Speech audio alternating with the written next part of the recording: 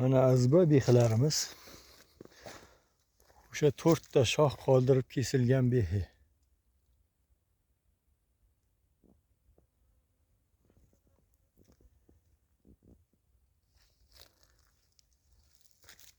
Aralari ochiq.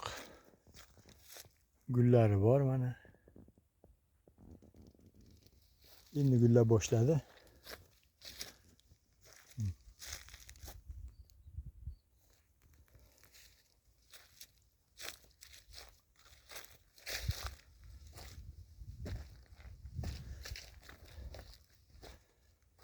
Gullari bor mana.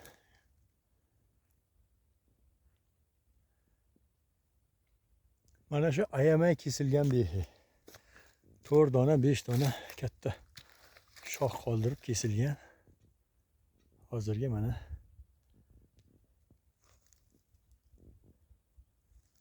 hosillari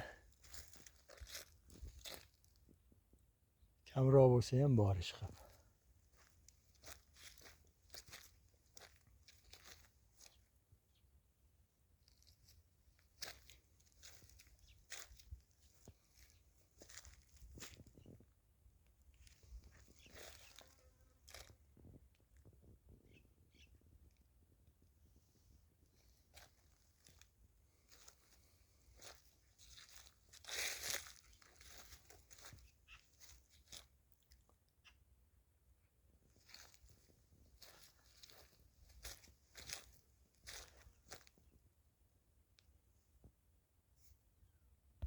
Assalomu alaykum hurmatli bog'bonlar va bizning kanalni kuzatuvchilar. Biz har gal videolar chiqaramiz. Sababi bilan qanaqa holatda kesilgan, kesilmagan, to'g'ri juda kuchli, meni kanalimda chiqadigan videolar juda kuchli kesilgan. O'ta kuchli kesilyapti. Uni natijalari ham Xudoga shukr, effektlari ham bor.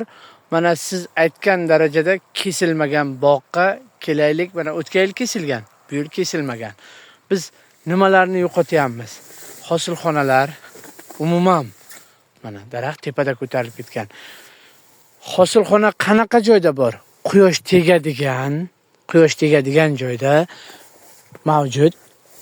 Ichki qismda kelamiz. Mana ichki qismda umuman hosilxona kuzatmaymiz. Bori ham kuyib ketgan. Mana bori ham kuyib ketgan. Umuman ushlamaydi. Ushlashga imkoni yo'q. Chunki quyosh nuri bilan ta'minlab bera olmaydi. Mana orqa tomoni bu. Endi biz quyosh tegadigan oldi tomonga o'tamiz.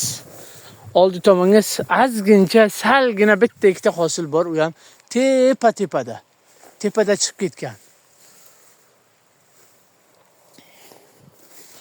Xuddi o'sha holatlar mana qarang qanaqa qalin.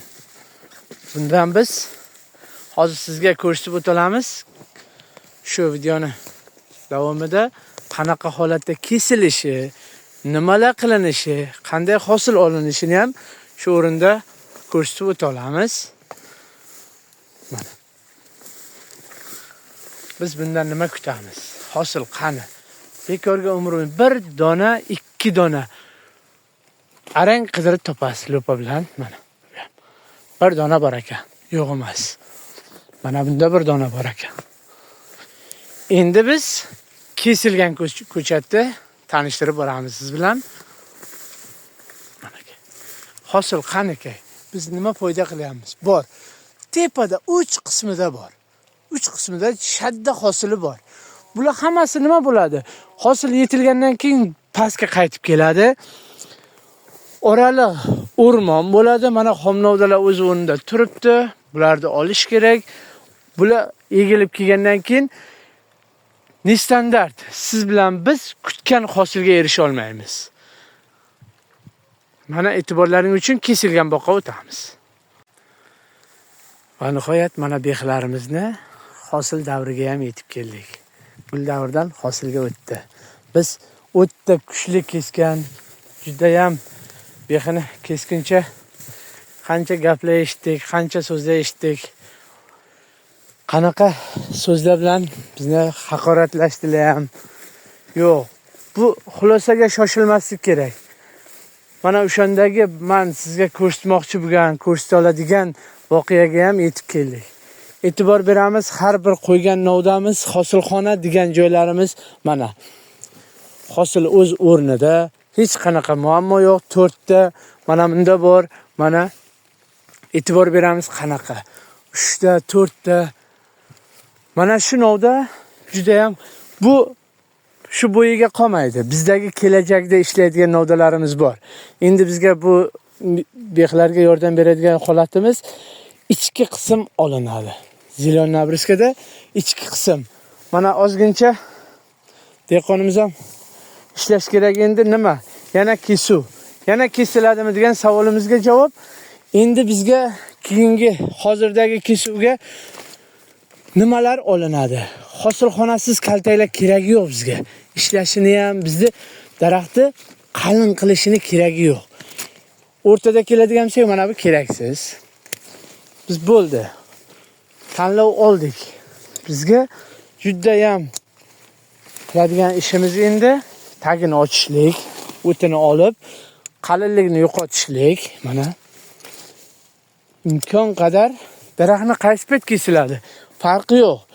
Qaysi payt degan gapni o'zi yo'q.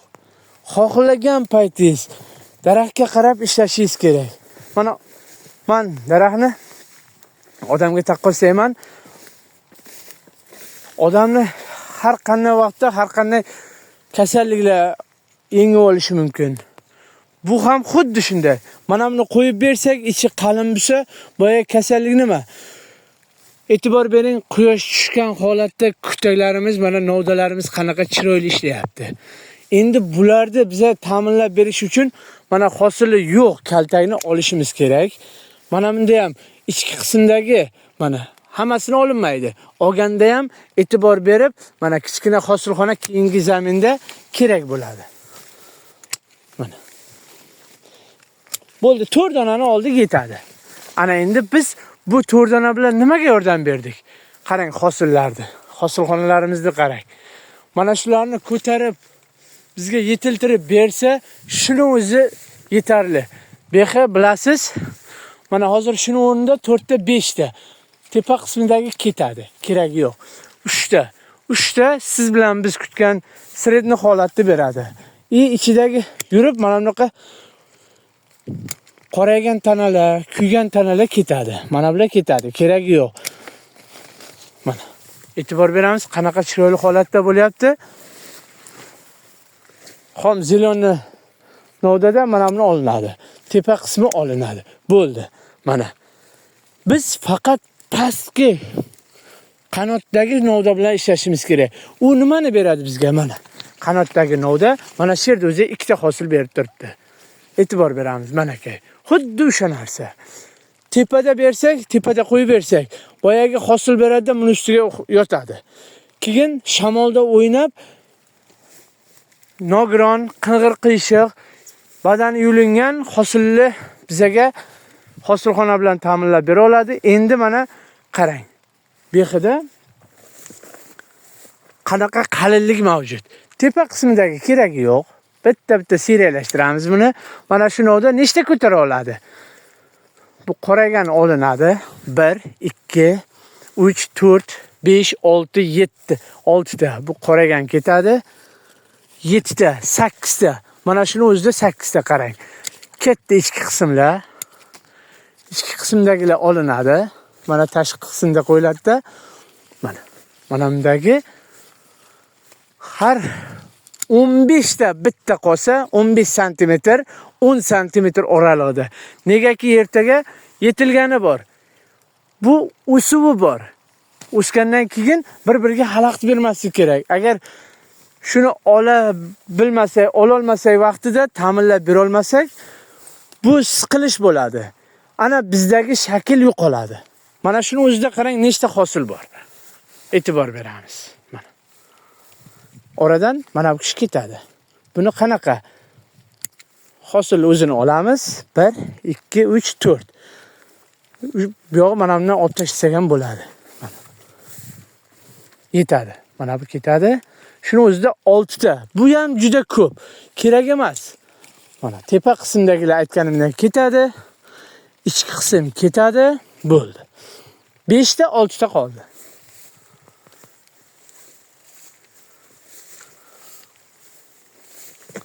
Bundan ortiq bizga hech nima kerak emas.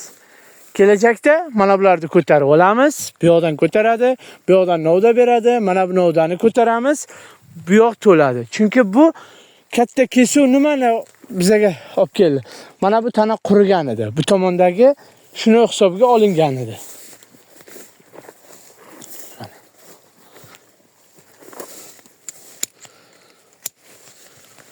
Ikki dona, 3 dona. Bu ham hosili yo'q.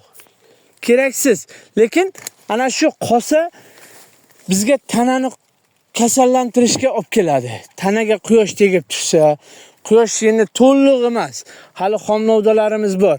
Xomnovdalar ko'targandan keyin soya beradi. Unaqa qalin soya kerak emas. Quyosh aylanganda soya bir tegib bir tegmay o'tib ketsa, ana unda ham quyosh bilan ta'minlanadi, ham soyalik bilan. Ana o'shanda biz daraxtni sog'lom tarbiya qildik desak, maqsadga muvofiq bo'ladi. Mana hosil. Undan ortiq qanaqa hosil kerak bizga? Bizni kanalni kuzatishni davom eting. Biz sizga yangiliklar bilan qo'ldan kelganicha bog' sharoitini ko'rsatib boramiz. E'tiborlaring uchun rahmat.